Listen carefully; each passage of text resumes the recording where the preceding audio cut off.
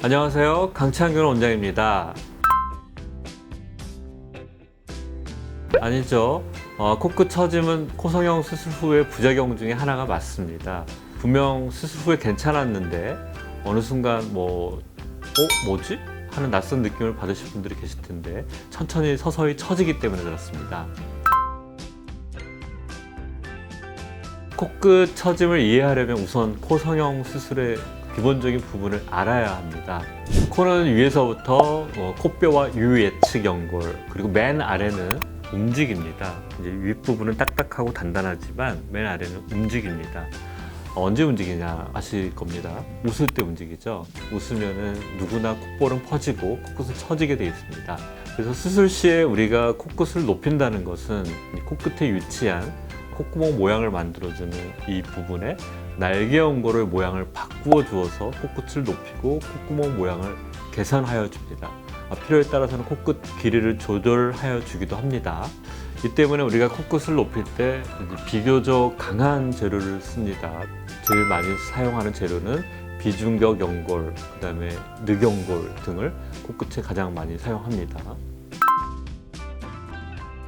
코끝이 처지는 이유 또는 처져 보이는 이유는 딱 두 가지입니다. 크게는 코끝보다 콧대를 너무 높여서, 두 번째는 코끝을 덜 높여서. 이해가 쉽죠? 이제 세세하게 들어가면 또 여러 가지가 있을 수 있는데 세세한 이유들을 제가 이제 설명을 드려보겠습니다.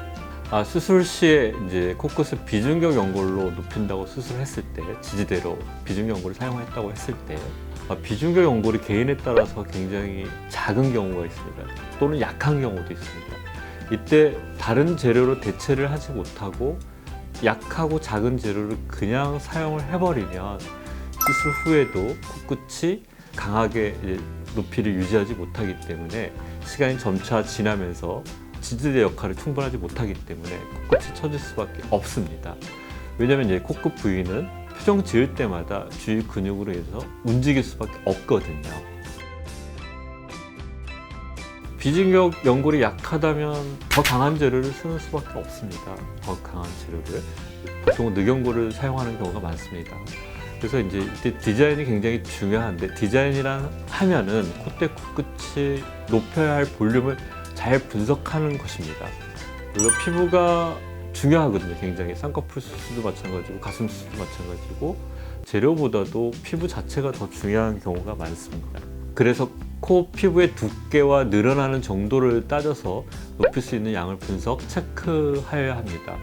이때 중요한 것은 우리가 코끝을 먼저 높인 다음에 그 다음에 콧대 높이를 결정하는 것이 중요합니다. 어느 한 재료가 가장 좋고 우수하다고는 할 수 없습니다. 피부의 조건이 중요하고 코성형에서는 코끝이 더 중요하다. 그래서 코끝을 피부가 문제가 생기지 않는 범위 내에서는 최대한 높여야 된다. 이때 비중격 연골을 쓰고 그게 부족하다면 늑연골을 사용해야 한다. 이것만 이제 외우시면 되겠습니다.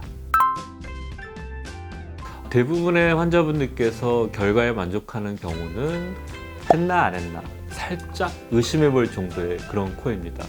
코끝 처지는 이유는 여러 가지가 아까 있다고 했지만 콧대를 너무 높여서 코끝이 부족해 보이는 상황이 있습니다.